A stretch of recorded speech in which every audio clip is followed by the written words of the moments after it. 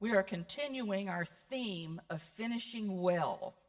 Somebody asked me if I was ready to go to a new theme. In the day in which we are living, I think this is the most important thing we can focus on because it is right around the corner for us. And that we have no idea when our last breath is, true?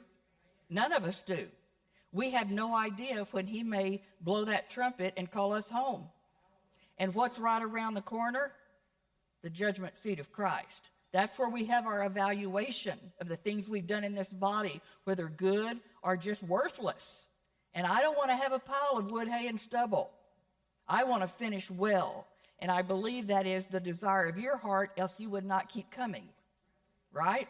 So I think all of us are in this together. So we want to continue running and finishing well. And let me tell you, there is an unlimited amount of the Bible that talks about this. I mean, we could go on for a long time and pull things from God's Word from the beginning to the end about running and finishing well. Now, last week we changed gears just a little bit, and we started talking about time to clean our house, because there are many things in our dwelling place that need to be cleaned out. And he is going to tell us this in 7 different giants that we are going to look at that war in our soul. They give all of us trouble. And so last week we looked at the Canaanite, and today we're going to look at giant number 2, another enemy that's got to be cleaned out of our dwelling place. And this is spiritual warfare, and this is probably one of the hardest. And so we're going to study the Hittite. Now, just so we're all clear, the nation of Israel has a physical, spiritual promised land, right? Sorry, that's not right. Israel had a physical promised land, right? And it had enemies and war and bloodshed. It is not heaven. Because heaven will not have enemies, it won't have war, and it won't have bloodshed. Now, for you and I, spiritually, we take that physical promised land, their physical enemies they had to fight, and we are doing this spiritually, right? This is our abundant life. So the enemies they had to do physically, you and I are going to be involved in spiritual warfare, and our old man, our old nature is going to feel like it's bleeding to death because it doesn't want to die. It does not want to die. So we're going to have enemies. He said, I came to give you life and to give you life abundantly. And in my abundant life, does he promise to give me victory over sin in my life? Does he promise to help me to be victorious in all my circumstances? Yes. But I have a part to play, right? And so, anyway, our abundant life, it's going to have enemies, it's going to have war, and it's going to have bloodshed. So here was Joshua's instructions to them as they were about to enter the promised land and cross the Jordan River. He said, by this you will know the living God is among you. They're getting ready to cross, go into their physical land, and start battling giants. You and I are dying to self. We're going into our spiritual abundant life, and there are going to be giants that we have to battle. Said, God is among you. He will, without fail, drive out from before you, and he's going to list 7. These same 7 are always listed. Canaanite, Hittite, Hivite, the Perizzite, the Girgashite, the Amorite, and the Jebusite. You always see these 7. Now, he goes on to say in Numbers, you shall drive out all the inhabitants of the land before you. Do you see you and I have a part? All right. And listen to the words. I want you to destroy. I want you to destroy. I want you to pluck down. And he goes on and he says, I want you to dispossess. Is there a lot of action involved here? A lot of warfare going on. And then I want you to dwell. Dwell means I'm going to settle down in my abundant life. That's where he wants me to dwell and live. He says, because I have given it to you. Did he give us this abundant life? But you are to possess it. I don't just walk in I have to start possessing. He told them, I've given you all this land over here, and there's all kinds of enemies. And he told them in Joshua, he said, every place that the sole of your foot will tread. Tread is a Hebrew word that is the rock, and it means you are willing to do warfare. You know, I just don't step on something and say, I have victory over you. It's warfare. It is warfare. And you and I have to possess it. Now, here's our consequences if we are disobedient. If you don't drive out the inhabitants of the land from before you, now here's our consequence. Then it will come to pass those that you let remain. Now, who's the burden on? Me. Because if I am abiding in him and taking everything to him, will I have victory over it? But I let them remain. We all are guilty of letting things remain. Okay, those that you let remain, they're going to be pricks or irritants in your eyes. They're going to be thorns in your side. They're going to vex. They are going to harass you. Have you been harassed by some of these giants? Oh, I think we all have. But it's because we let them remain. That's what we have to remember. So why do I have thorns and these things that harass me? He says 2 reasons. Disobedience. Because isn't the victory mine?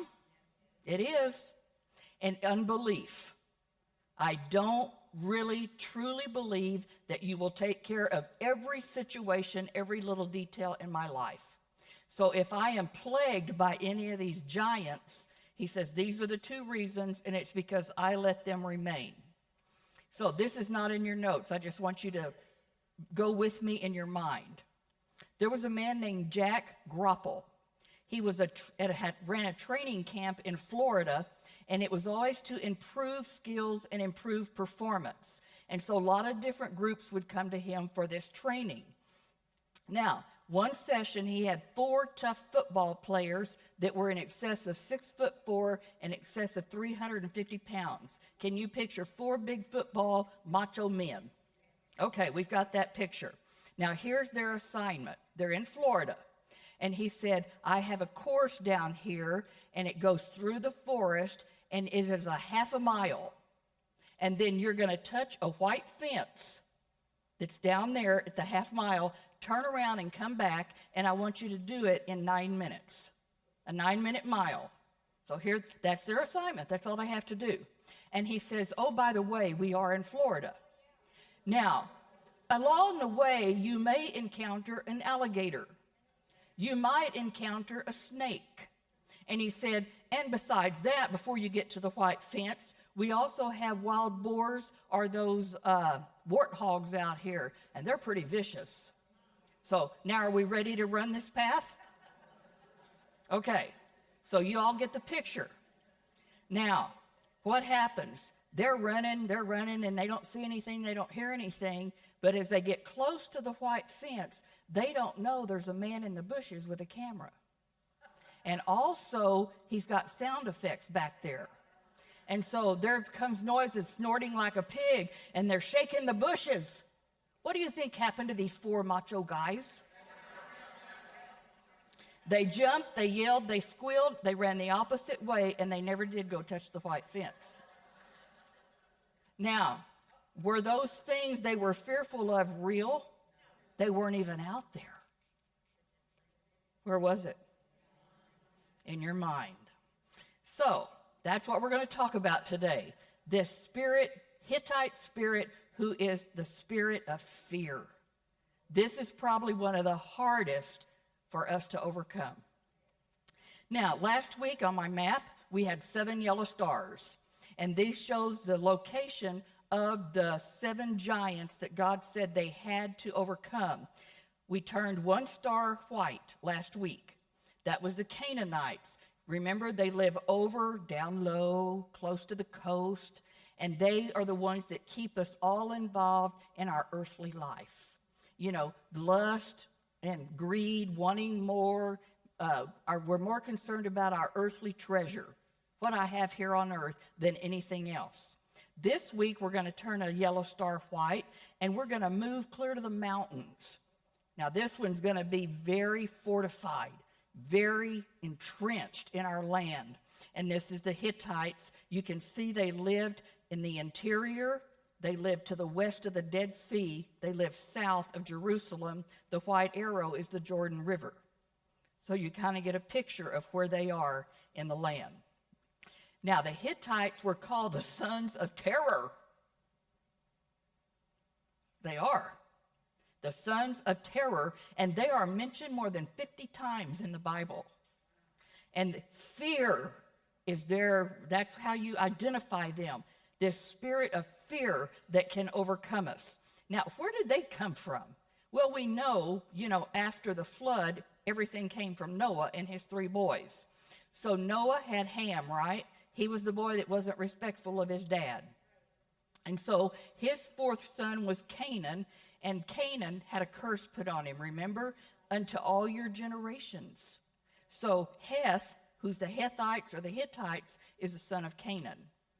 So we're just following that cursed line on down through the generation. Now, if we look at the Hittites, they're the white star at the bottom of your screen in Joshua 1:4. The territory they occupied, it is part of Israel's promised land. It's part of my abundant life. See, we can parallel them very easily. Now, Abraham bought a burial cave for Sarah from a Hittite. He bought it from them. Then Esau, we know the battle between Esau and Jacob went on forever and ever.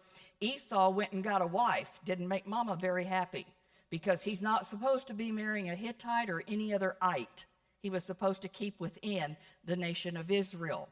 Then Uriah, the Hittite, was one of David's mighty men, and David had him killed, remember, because of Bathsheba.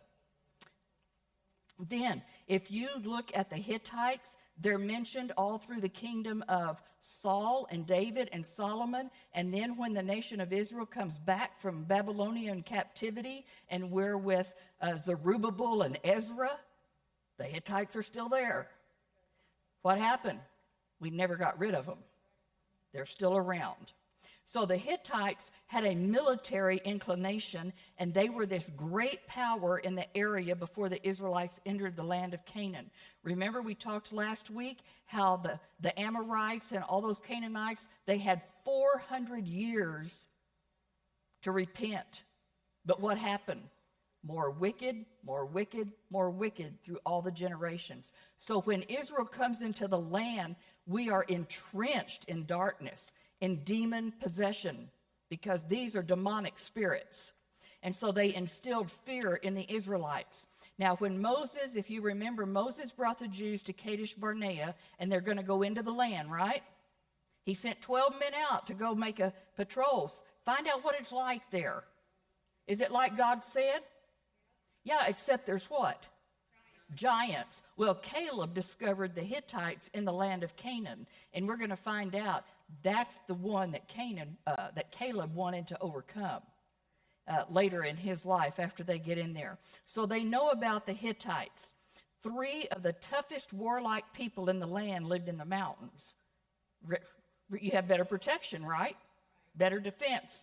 You have the Hittites, Jebusites, and Amorites. And so these are 3 that we're going to look at that are some of the fiercest. The Jebusites had control of Jebus, which is Jerusalem, Old Jerusalem. And it wasn't until David was king that they overcame it. And Jebus became Jerusalem, the city of David. So it took years and years and years to conquer the Jebusites. So let's look at the religion of the Hittites. We're going to focus on them now. Their religion was pluralistic, many gods. In fact, they were called the land of 1,000 gods. Mercy. And so they had gods over elements of nature, sky, earth, sea, and the weather. Now, as in most other pagan societies, nature worship always leads to real despicable practices, and this brings the wrath of God on the society. So what had been the command? Drive out how many of the inhabitants? all of them, and eliminate all pagan practices, because if you even start compromising and doing anything like the pagans, it is a trap. It will ensnare you. So he said, obey my command to get rid of all of them. Now, last week, we found out about the hornets. So I found this little graphic here, which really describes if a hornet gets after you. And we talked about how the fact that God uses hornets in us to drive things out of us that need to be driven out. Well, something very interesting, and I do have several of you that are very inquisitive like me. In this verse, he says, I'm going to send the hornets before you. They're going to drive out the Hivite, the Canaanite, and the Hittite. Wait, what about the other four? When he talks about the hornets, it's these three. Sue Courtney, I'm sure there's a reason. I think it's very interesting. Why only these three does he use hornets to drive out? I'm working on it in my spare time. Okay. He says, I will not drive them out from before thee in 1 year, lest the land becomes desolate and the beasts of the field multiply against you. It's little by little. And I think a lot of that is because he wants to give us a little victory, build our faith, so next time we learn to trust him more and more. And a lot of times the tests and the trials get bigger and bigger. So he says, I'm going to drive them out little by little until you're increased and you inherit the land. And then he goes on, no covenant with them. Nothing with their gods. They shall not dwell in your land. Now, is this clear instruction? It's clear. Underline this, lest they make thee sin against me. If I start compromising and let them stay in my land, stay in my soul, and I'm not doing warfare against them, they will cause me to sin against God. If thou serve their gods, it will surely be a snare to you. In 1 Kings and in Judges, we find the Jews started living among the Hittites and others that they never conquered. They started intermarrying, and eventually the Israelites are serving the pagans' gods. So they're compromising doctrine, for God had told them, don't intermarry. That's pretty clear. But they did anyway. So when we have social compromise, which is what they're wanting to do in our world today and in our denomination, social compromise will lead to destruction of a church, of a denomination, of a group of people. The result, they never drove the Hittites out of the land. This is the spirit of fear. Never drove it out. Now, when those who have true doctrine, if we begin to compromise with the progressives in our denomination, we're going to be in trouble. We cannot compromise with them. We have got to have people like our pastor who stands for truth in the authority of God's word. And I am grateful that he does, because it could destroy us if he didn't. Now, what are things that people fear and dread, they have terror of? A lot of people have a fear of dying. They do. You know, a lot of us, we don't know exactly how we're going to die. You know, is it going to take a long time? Are we going to suffer? But I don't have a fear of dying because I know where I'm going.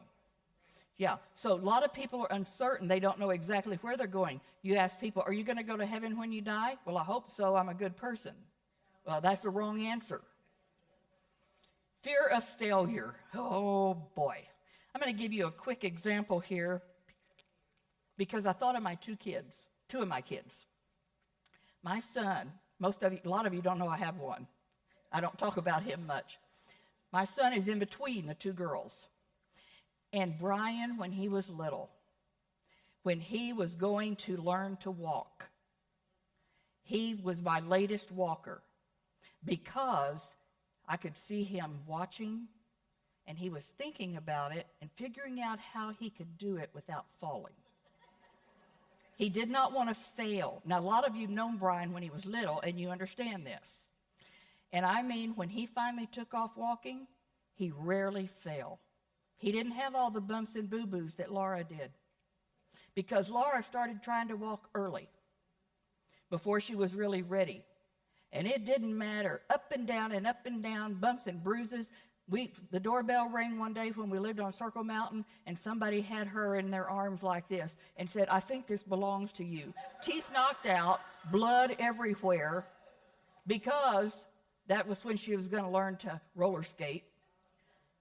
And she had a wreck, but that was Laura. And when she was learning to walk, she had more bumps and bruises and knots and everything, because I'll just try it this way, I'll try it this way, and she had no fear of failure. She was just going to do it. So that's the way those two kids were. Same thing when it came to riding bicycles. Brian did not want those training wheels off. He's scared he'd fall. He's scared he'd fail. And if he fell, that meant failure to him. If he fell, it meant failure to him. So he didn't want them off when he could have had them off. Laura never wanted them on.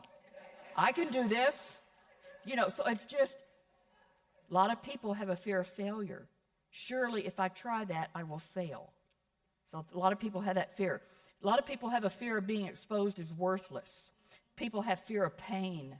People have fear of embarrassment. What are others going to think of me? Now, I struggled with this a lot in my younger life because I was so afraid. What are people thinking of me? If I do this, what are they?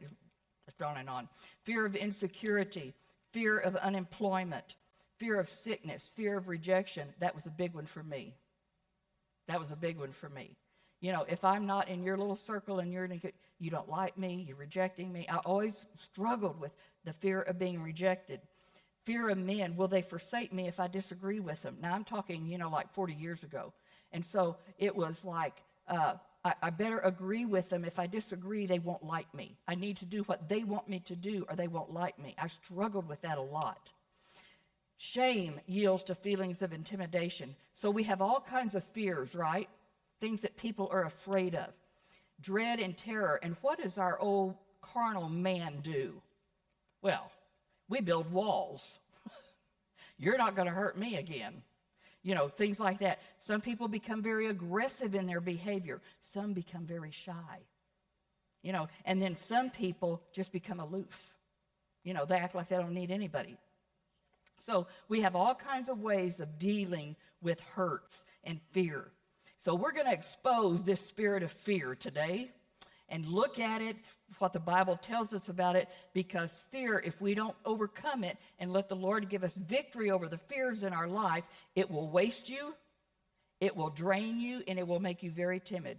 And God doesn't want you to live like that. That's not how He wants us to live. So we're going to go back to the beginning. And we're going back to the Garden of Eden because this is where it all began. And we have this wonderful Garden of Eden. Everything's wonderful. God walks with them. They're made in His image, right? And they knew no sin at this time in their life. Now, what happened because they ate of the tree that they were told not to eat of, and God's going to confront them with their sin? What happened to them? In verse, I don't know where it is. They heard the sound of the Lord God walking in the garden in the cool of the day, and they hid themselves from the presence of the Lord God among the trees of the garden. God calls out to him and says, "Where are you?" He said, "I heard the sound of you in the garden, and I am what? I'm afraid." So that's where we see fear first come into the personality of man. The basis of their fear was their conscience woke up. And their conscience is now troubling them. Disobedience brought fear, and brought guilt. And then because of guilt in their life, now I'm afraid. I'm afraid. So when they ate the forbidden fruit, whatever it was, their conscience came alive, and they were enticed by Satan to rebel against God's rule, and now fear starts flowing in the human personality. Now, they were made in God's image, correct? Chapter 5 of Genesis, when Adam and Eve began to have children, they were born in the likeness of Adam. And it says now they have that Adam nature. They had the sin nature, and that's where that all started. And fear is now in the human personality. So love for God left Adam, and fear flowed in to replace it. They became spiritually disconnected. Their body didn't die yet, correct? Right. Their soul didn't die at this point because they still have their mind, will, and emotions. They're going to go on and live for several hundred years more and have children. But they lost touch with their source of power in their life. So the root cause, if you have unhealthy fears that we've talked about, the root cause, according to this, is your isolation from God. Now, that is a hard thing to comprehend. If I still have unhealthy fear in my life, it's like them, because you are isolated from God. You're not attached to the vine. You're not abiding in Him. Because if you were, the unhealthy fear, you would have victory over it. Everybody see that? A lot of us have unhealthy fears. So in Romans 2:14, Paul talks about this. Your conscience is the sense that will differentiate between right and wrong, right? Can I always depend on my conscience? No, because our conscience can become seared as with a hot iron. Your conscience, though, will condemn or approve your thoughts and actions, right? But we make decisions by what we fear instead of by what God has said. God's word is what judges right and wrong, true? This is our authority for right and wrong. My conscience and yours is a poor guide. We have to know what God's will is and know His word. So let's look at a couple of purposes of fear. The purpose of fear, this is going to be used from the enemy to destroy your life. He wants to instill fear, dread, terror, and intimidation in your life. You know all those what ifs that go through your mind? That's the enemy. So fear, a lot of commentators say this is the deadliest of the seven. The deadliest enemy, because most of our fears are unfounded, they are unreasonable, they will torment us, and they are persistent. It's hard to get a handle on it once that fear starts. So it can destroy your peace, it can destroy your happiness, it can destroy your whole person, your body, your soul, and your spirit can be destroyed by fear. Now, fear heads the list of every mind-originating sickness. And so we go to some experts here, and they say perhaps as high as 80% are psychosomatic. Now, I'm putting a disclaimer here. I am not saying that every headache we have is because of fear, or that people that have asthma, it's because of fear. I'm just saying what research has shown, okay? Because I know there are extenuating circumstances out here. But fear is powerful. Headaches, asthma, high blood pressure, they have even found arthritis can be caused by fear. Now, most of us, we are carrying around and we pay interest on fear and worry. We pay interest on the trouble before it ever comes due. Boy, we do that. We worry about things that never happen. They never become a reality, but we're fretting for days, weeks, months, years. That's right. Now, 92% of our fears, they say, are in our imagination and never based on a fact. And they never come to reality. Boy, I need to put that on my mirror or something. You know, a lot of the things we think and that we worry and fret about never happen. Now, what happens? I don't think this is in your notes. I can't remember. Anyway, here's our situation. Here's a lady.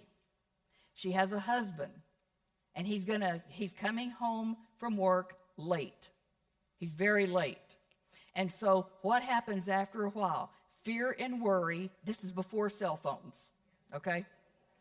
Or the husband who won't use the cell phone. Okay, so she's all worried, and Satan sends this fiery dart into her mind. Y'all with me? Okay, he's had an accident. This could have been with your children too, when they were out. Oh, they've had an accident. And you just work yourself up into a frenzy. Finally, he gets home an hour later, and he's late because of road work and traffic jams. Now, she didn't know any of that, right? But he gets home, and she is sobbing hysterically. Y'all see the situation? Because she has worked herself up into what happened or what could have happened. Now, she's shaking with fear because she's listening to the thoughts of her imagination. And our imagination can run away with us. What if this? What if that? Now, and she's just sobbing when he comes in the door because she thinks something has happened to him. This is not real, is it? It's not based on any fact. And the enemy has done his work again. What does it say in John 10? The enemy comes to rob, kill, and destroy. Has he taken away her peace of mind? Absolutely. He's been successful. And so she's just, I don't know how it went after that. Our thoughts. I'm trying to keep my mind focused here. Our thoughts. If I allow thoughts in my mind that are never based on a fact, that is extremely dangerous. I'm sure all of you at some point spent nights worrying about your child during their teenage years when you didn't know exactly what was happening or going on with them, and you worked yourself up into quite a story about what could have been happening. Remember, we have to remember, do I truly believe God is in control of the tiniest matter of my life? If I believe it, I should not be in fear. I shouldn't. And he says worry's a sin. See, so then you need to confess to keep your vessel clean. Did we see the cycle there? Okay. Now, if a man doesn't conquer the fear of his imagination, he will experience what Job experienced. If we go to Job 3, listen to Job's words. For the thing I greatly feared has come upon me. What I dreaded has happened to me. Is there power in fear? There is. So, the fears of the imagination are entirely my fault. Can you say that with me? The fears of the imagination are entirely my own fault. Why? Because I let them remain. Isn't that what he said in Numbers? If you let them remain, they're going to harass you and vex you and be pricks in your eyes and thorns in your flesh. And I have let it remain. It's all on me because victory's over here on that potter's wheel and in the Word. Victory's there. And I don't have to live that way. And I'm sure a lot of us in our younger days lived in a lot of fear. I did too. But praise God, as I have learned over the last 20 years or so, he has taught me I don't have to live that way. I don't have to. Now, when the enemy comes and whispers in your ear, oh, I think they've had an accident, what do? You have a choice. I can accept that thought and dwell on it, or I can reject it. That is not a fact. I reject that thought. It's as simple as that. It's our choice whether we go on with that thought. So that thought is not based on any truth, and if a thought is not based on a fact, it's dangerous. It is dangerous, and it can do a lot of damage to us. So I've been doing this 4-step process, remember? I hope y'all are using it because this has made an amazing difference in my life. So here's a promise. We find a promise, something God's Word says to me and tells me. Right? Does he speak to us here? Okay, this is his promise. Thou wilt keep him in what? Perfect peace, whose mind is stayed. Stayed means it is staked down, like a stake to a tent. Anchored. Thou wilt keep him in perfect peace, whose mind is stayed on thee, because he trusts in thee. So, do I have a promise? Yes. Can I count on it to be true? Remember, it's a banking term. So I say, I count on this promise to be true in my life, but I yield to you. And when I talk about yielding, I'm going to put myself on the potter's wheel. That means I'm cleaning my vessel, confessing my sin, and I am yielding to him. And then I thank you that when I stay on you, you will give me perfect peace. I've done that with many promises in the Bible. It's made an amazing difference. That's why I keep bringing it up several weeks in a row. Now, let's look at some biblical examples that show us characteristics of this Hittite spirit at work. We're going to start in Genesis, and we're going to wind up in the New Testament, and we're going to go quickly. Remember Abraham? It says he was afraid if the Egyptians knew Sarah was his wife, they would kill him. So because of fear, he puts his wife's life at risk because of his fear. All right, now we move along to Jacob. And Jacob is afraid of Laban, who's his father-in-law. And he said, I was afraid. I said, perhaps you would take your daughters from me by force. Remember, he was going to leave after all those years of working for Laban and go back home. And so he said, I was afraid. Now we come to the Israelites. We're at Kadesh Barnea. And remember, fear gripped them when they heard about the giants in the land. They said that they were like little grasshoppers. They refused to enter because of their fear, and they didn't believe that God would be able to give them victory over those giants.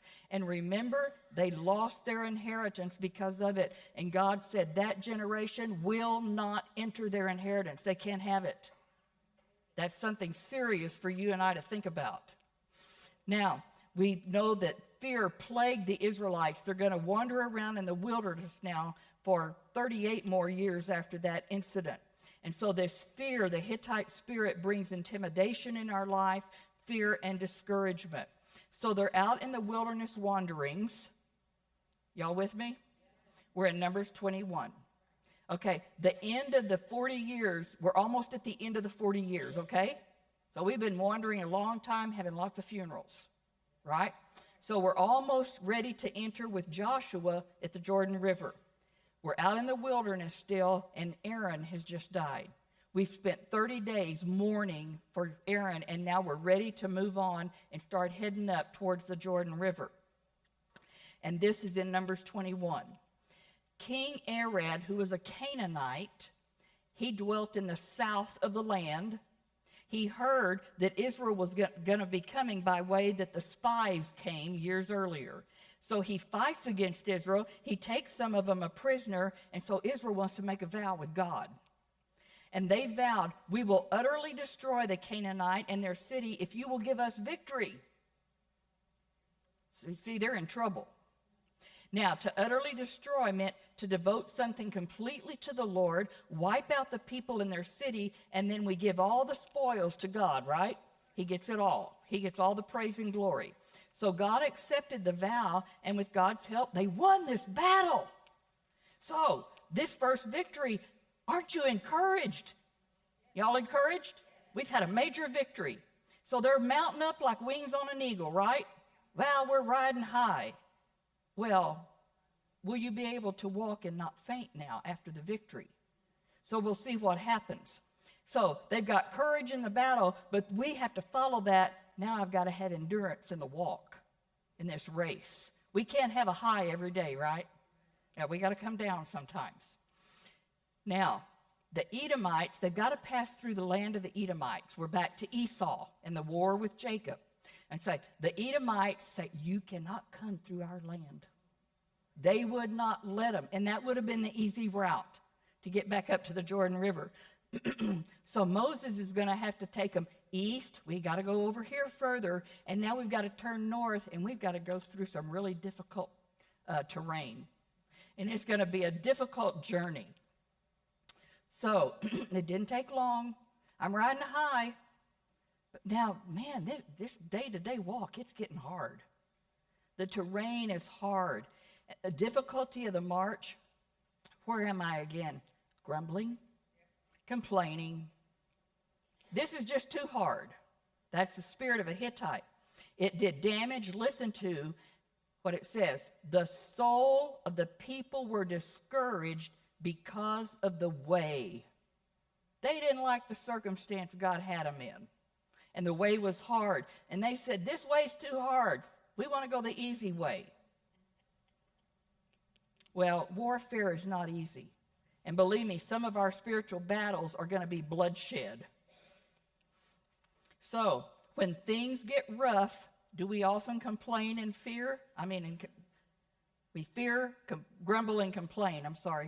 God will allow the hardness of our ways to test our resolve and test our faith. You and I'm sure you have, we've had experiences we didn't want to go through.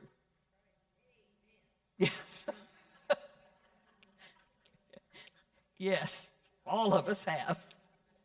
But it is to test our faith, right? Test our resolve. God, I'm going to serve you no matter what. Well, let's just see.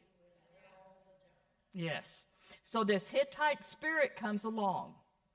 When the way gets hard, he wants to steal your faith. You know, I'll never deny Christ. I'm always going to trust him, that he knows best. And he replaces it and he puts fear and dread right in your mind because the way's hard. You're in a difficult place. Terror grips you because of the unknown. You don't have any idea how the circumstance is going to turn out.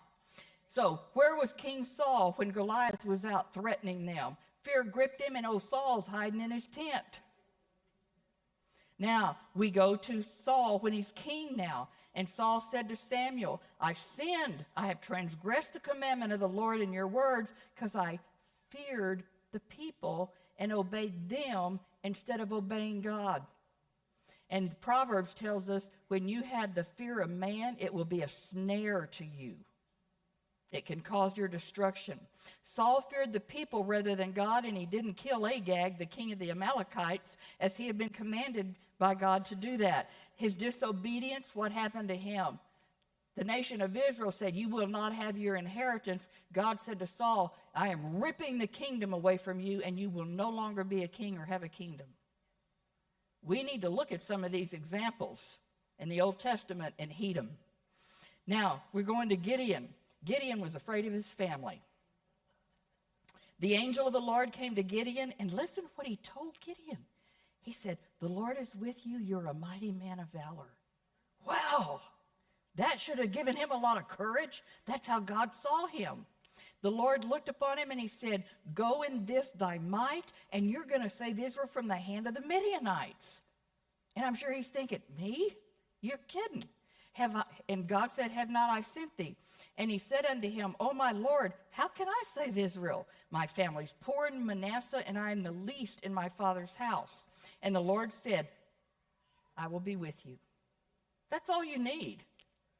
I will be with you, and you're going to smite the Midianites as one man. Can you imagine? I can't even imagine that. So anyway, God tells him what to do. And he says, I want you to take your father's young bullock. Remember, his father was a pagan, had idols out in the front yard. And he said, take the second bullock of 7 years old and go throw down that altar your dad has out there of Baal. And he's got that grove. Remember, the groves were the Asherah poles they weren't supposed to have. And cut it all down. Get rid of it all. He's going to do this to his father?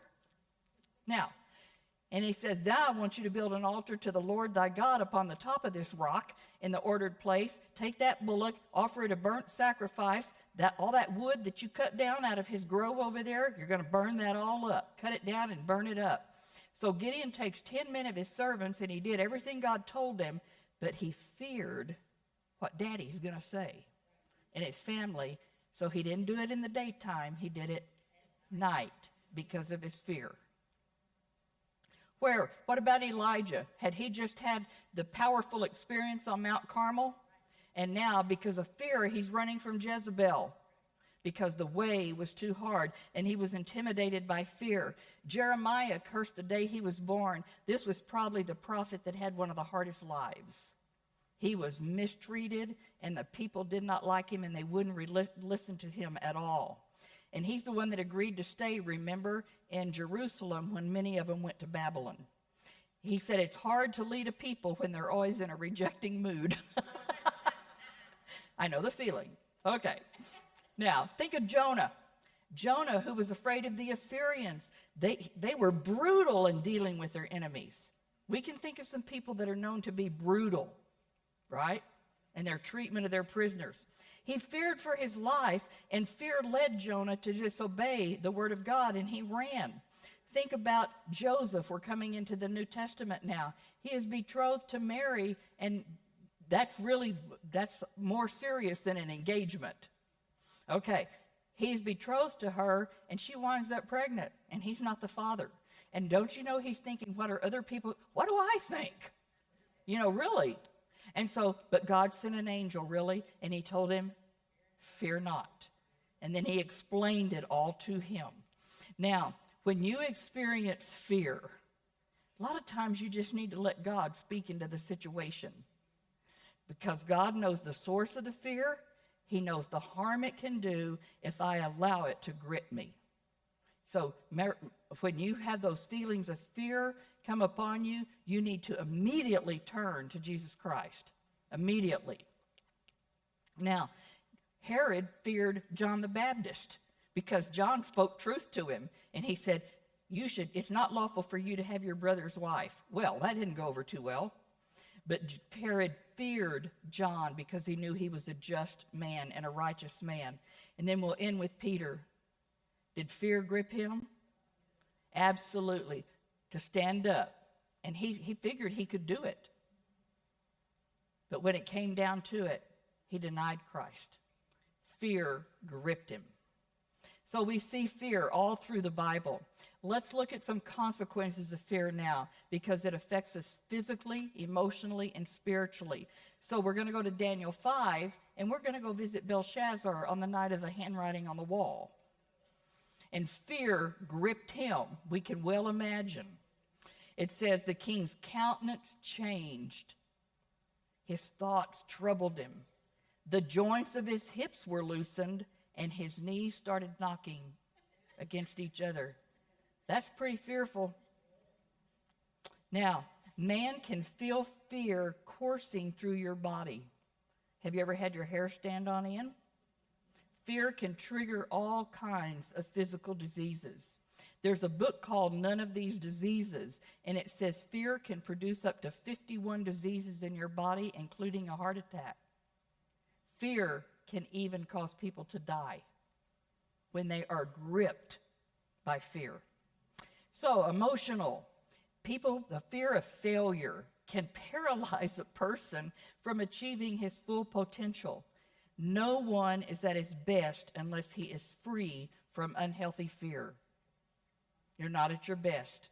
Now, fear, think about Saul. Remember how he liked David in the beginning?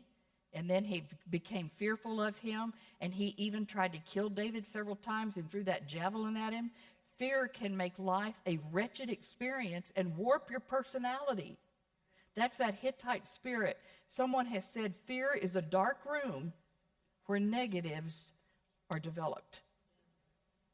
We get all kinds of negative thoughts when fear takes over. Now, spiritually, while fear affects the emotions, there are instances of demonic activity. There are demonic spirits of fear that will prevent you from doing God's will in your life. Really? Oh, let's ask Moses. Moses at the burning bush, when God told him he was going to use him to lead the people, nation of Israel out, what was one of his first things? I can't do this because I can't speak. He had that fearful spirit. And what about Jonah? He says, I can't do this. He's afraid. And so do people make all kinds of excuses? God lays a ministry on you. He calls you to do something, and you feel like you can't do it, and the enemy will work. He works on me all the time. Who do you think you are that you're the one teaching? You do this, you do that, you have these thoughts. The enemy can really beat you down. And so we have all kinds of reasons we get into fear of why I can't obey and why I can't do this. Has he ever called you to teach? Some of you are shaking your head no. Maybe you didn't hear it. Fear can render you useless in God's work, what he calls you to do. Many of you, maybe you're kind of introverted, but everybody can write notes. Some people have a gift for writing notes and cards to people. They come in the mail, and you cannot imagine what a source of encouragement it is. Some people can make phone calls. There's all kinds of things you can do. You can make cookies. You can make a bowl of soup. There's all kinds of things you can do that are ministering to other people, right? All of those things are needed in the body of Christ. So God lays on your heart different things than he lays on mine. Right? They never ask me to sow. Ever. They know what a disaster that is. When they made those baby things they were taking to Nicaragua all the time, I said, I have no gift for sewing. And I don't know if I've ever told you all the story, but Paul even sews on his own buttons because I don't do it right. I remember one night, Michelle, my oldest, was, probably 18 months old, and I'm trying in there making a simple little sundress that does you fasten it right here. I'm not doing a buttonhole. I'm going to do Velcro. And I was so careful to lay the little pattern out. You have 2 pieces. Lay it all out, make sure it's pinned and everything, and it turned out a disaster. I'm at the sewing machine at midnight, and sobbing on the sewing machine. Paul takes me out of the room. He says, you don't need to sew ever again. I'm just not very good at it. That's all I can say. Anyway, I don't know how I got there. We all make excuses, and we can be rendered useless. Oh, yeah, they don't call me for sewing. Okay, so here is the Hittite Spirit working in our lives. I can never be a successful, growing Christian if I'm always filled with fear, if I'm worried about stuff, and if I'm fretful. I cannot live that pleasing life to God if I'm always discouraged and I'm dismayed and I'm frequently yielding to my emotions and my thoughts because they're bathed in fear. You can't do it. The second reason, fear wants to undermine my trust and faith in God through this Hittite spirit, and he wants me to be in bondage to fear. You want to be a slave to fear? That's what the enemy wants in your life. Remember, demons need fertile soil in which to operate. And this Hittite spirit will encourage you to deny the Lord and your faith. And boy, as we see what's happening in society today, it may be at our doorstep soon. Do you have faith? Do you put your faith and trust in the Lord Jesus Christ? Or are you willing to deny him? I believe it's going to be in our lifetime that it may come. That's why I want you to be preparing your heart, preparing yourself for if that happens. Because you need to be abiding in him. He will cause you to be steadfast. That's where you'll find your steadfastness and your ability to be able to stand. So, here we are, and we're supposed to stand up for our faith. And Satan's going to whisper into you, what are people going to think? They're going to ridicule you. They're going to be laughing at you. They're going to be mocking you because you trust in Jesus. And what do? Most of us zip our mouth. And we're hiding in fear because we are afraid to voice it. It's easy to voice it here, right?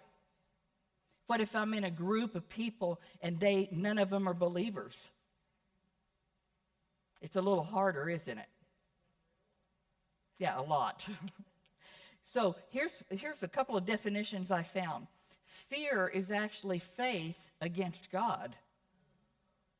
I thought that was pretty good. It is a destroyer that can rule my life. And I like this one. Faith in the power of my adversary rather than my faith being in the power of God. That is a great statement right there. Now, if you want to look at my little cartoon, he is not on your paper. So here is a guy, and his name is Fear, and he's coming to knock at your door. So it says, hey, I always do well at this house. You know, many of us are subjective to fear. We just succumb to it very easily. But guess who opens the door? Faith. And he says, beat it, you bum. And the Fear says, yikes, when did they get this new butler? See, so you want faith. It's your faith, and your faith better be in Jesus Christ, the solid rock. Your faith is in nothing else. Now, I think I have for you the verse, Mark 4:40. Listen to what Jesus asked. Why are you so fearful? What does he equate it with? How is it that you have no faith? Fearful is no faith. Wow. When we allow fear, he says, why are you fearful? Don't you have faith? No faith. Now, in Romans 8:15, Paul says, you did not receive the spirit of bondage again to fear. Am I supposed to be in bondage or a slave to fear? Not as a born-again believer in Jesus Christ. He says, you have received the spirit of adoption, and you cry, Abba, Father. This is another promise for you to know, reckon, yield, and give thanks to God. I thank you that I am not a slave to the bondage of fear. And if I yield to you, I won't be. Just take these things and put them in your life. Now, fear not is a command that's given 300 times or more in the Bible. This is a serious command. Now, if I disobey the command and I am living in fear, I've allowed my carnal mind, my old nature, to take over. And I'm not allowing that new spiritual mind to be in control, and then I become fearful. So the truth is, when I yield to terror and I yield to fear, it drives me for that old man to rise up and say, I have a plan. Right? I know what to do. We'll take care of this. It gets your flesh really going. So when fear rises up in me, it will cripple me from acting, and it will defeat me before the battle really begins, and it will bring my spiritual growth in life to a screeching halt. Fear can stop your spiritual growth. Now, it will stop me from acting on what God has commanded me or called me to do. It will waste me, it will drain me, and make me timid. Fear is powerful in our lives. Look at this picture. This is our choice of how we're going to live. You and I have an abundant life to live in the fullness of Jesus Christ and have victory in our life. True? We can choose that, or we can be over here and live out in the wilderness with our flesh in control. And we live a dry life, wasted life. And the choice is ours because we have the abundant life. We can choose to live over here, but it takes absolute surrender to him. It takes us being on the potter's wheel. It takes us being in the Word. This is a disciplined life. But oh, the rewards are phenomenal. I was thinking this morning on the way here, because I used to live out in the wilderness a lot. And since I have learned to live the abundant life, man, all I want is to be on the potter's wheel. Because the difference it's made in my life has been amazing. And I don't want to go back to living in fear and all the sins of the flesh. I implore you and I urge you to spend time on the potter's wheel and just pour your heart out to the Lord and tell him how you want to live in the abundant life. He will teach you. He will show you.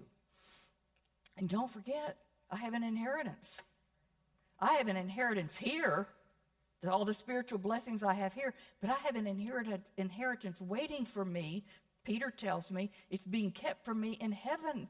I don't want to lose it. I don't want to show up at the judgment seat of Christ with nothing but wood, hay, and stubble. I want the gold. I remember David Jeremiah did a series, Going for the Gold.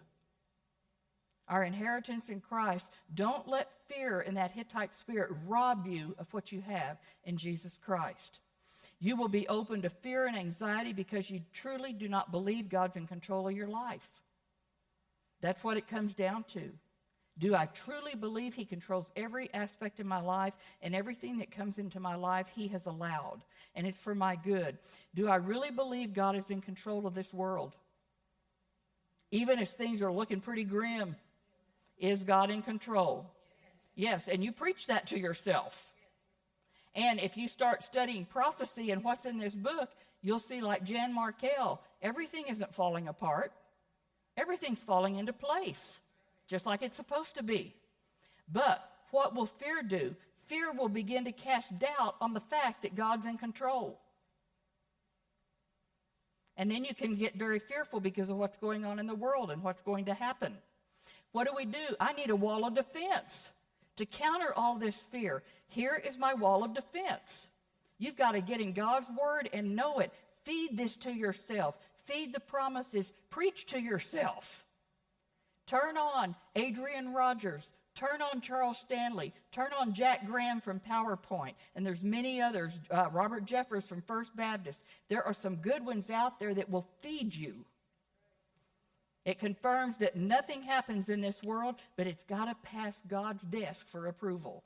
Nothing. Now, I am to be obedient and be spiritually minded. It says in Corinthians 2:16, who has known the mind of the Lord that he may instruct him? I want you to read this out loud with me, the rest of it. But we have the mind of Christ. Man, underline that.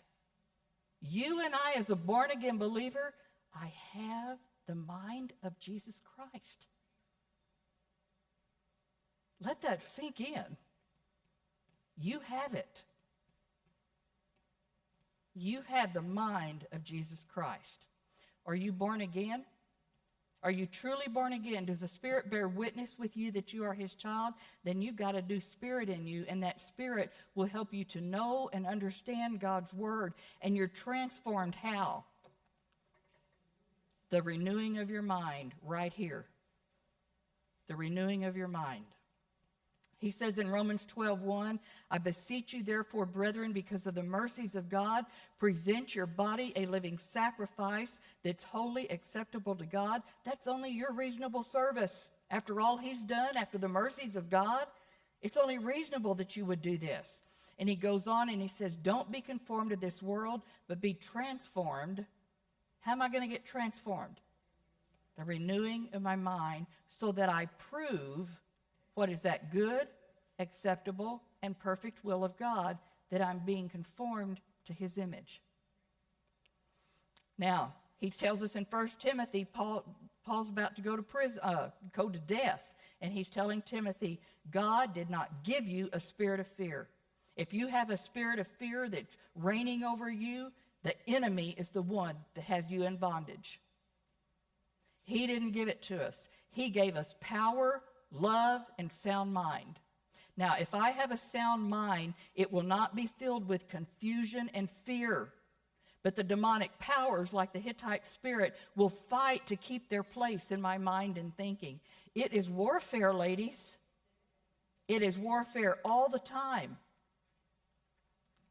Now, faith conquers fear in the battleground of the mind. Remember, faith and fear go together. If you're fearful, faith in Jesus Christ. And I like this. When fear knocks on your door, send faith to answer. And fear's always knocking on our doors, right? Fear's about something. Now, I like this little graphic I found in this illustration. Your mind is like the reception desk at a hotel. It is. Not everyone who comes up to the desk gets into the hotel. True? What's the question? Do you have a reservation? Are you supposed to be here? Right? So I thought this was a very clever thing. Not every thought which comes into my mind is worthy of entry and lodging there. You know, you need to have a guard here. And I believe the Bible tells us he will guard our mind. Right? Okay, so I've got a guard here. Are you allowed to come into her mind? No, I don't have a reservation.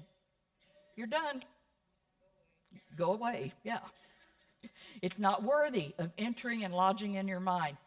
I have to train my mind. My mind has to be trained to receive thoughts from God and reject thoughts from the enemy. That when the enemy is after me, what am I supposed to do? Take those thoughts captive to the obedience of Jesus Christ. And I mean, you know, I'm so simple, I can just say things like, are you allowed to be here? No. The door's shut. Okay, now we have pulled out a really powerful thought in our mind, right? That weed is pulled out. The spirit of terror, we've gotten rid of it, that spirit of fear. Now, what's the problem? I have a big hole there, right? When you pull something out, are you going to leave a hole? It's empty, so it's got to be filled with something. Well, God has a plan for you. It's the Philippians 4:8 filter. Here's what you fill all the holes with. Philippians 4:8. Is it true? Is it honorable, just, pure, lovely, commendable, excellent, worthy of praise? Think on these things, and the peace of God will guard your heart. See, it's simple. He tells us exactly what to do. It's that our discipline doesn't want to do it. Now, this is from Samuel Ridout, who has a great book on commentary on Judges. Here's what he says. The Hittites dwell everywhere. They are. Oh, this spirit is so strong. If you allow them, they will settle down in your midst. They will close your mouth, so you will be afraid to speak. Why is there so much silence among God's people? Why is there so little testimony in the gospel, so little ministry among the saints, so few voices heard in prayer and praise in the assemblies? Is it not because the Hittites have been allowed to dwell right here in our midst? They're in almost every congregation. Now, you're afraid to speak a word for the Lord Jesus. You're afraid to lift up your voice in thanksgiving, to lead the prayers and praises to Christ Jesus. You're afraid to take your stand for Christ and confess Him fully. You're afraid to do that which your conscience and the Word of God declare should be done. We're afraid, we're afraid, we're afraid. The Hittite Empire is a wide one. It reaches everywhere, and their dwelling amongst us is a witness of how we have failed to cast them out. Are we told to drive them out utterly? Yes. Let nothing remain. Destroy, destroy, demolish. But yet they're still here. There is a call from God to rise now and put them out from among us. I am to be done with fear. I'm to be done with all this terror, be done with holding back, and I am to put on the armor of God every day, and I'm to be strong in the Lord and in the power of His might. That's why you need to put your armor on every day and know what those pieces are. He says, fear not, for I am with you. Don't look around you in terror and be dismayed. And boy, that would be very easy to do today. He says, I am your God. I will strengthen you. I'm the one that will harden you to difficulties. Yes, I will help you. I will hold you up. I will retain you with my victorious right hand of rightness and justice. Here is one that you and I can bank on. Read the words on the white part with me up here. I am with you. I will strengthen you. Yes, I will help you. I will hold you up. Is this a promise that we can know? Can I count on it? If I get on the potter's wheel and yield to Him, will He make this true in my life? Yes. And I give Him thanks that He's with me, He will strengthen me, He will help me, and He will hold me up. What more do I need? So, next time that I'm afraid, I bank on all that, and I say, I will trust in you. Let's pray.